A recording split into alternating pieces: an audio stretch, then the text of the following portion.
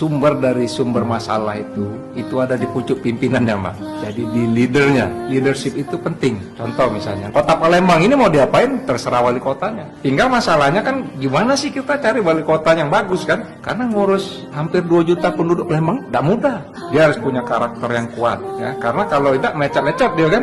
Jadi misalnya, iya, jadi misalnya, oh ini tadinya tidak boleh, misalnya diuang jadi boleh gitu kan. Yang mengubah yang bukan peruntukannya dan lain sebagainya. Dan setahu saya kalau galak ke lapangan, Mbak, masyarakat kita tidak mulu-mulu, Mbak. Pertama dia punya gawe, terus yang kedua anak-anaknya pajak sekolah, ketiga kalau sakit pajak berapa tidak bayar.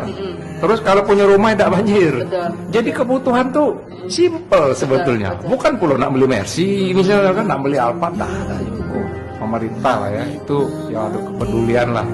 Biarpun basic needs, tapi ternyata itu belum bisa terpenuhi ya secara 100% boleh dibilang ya.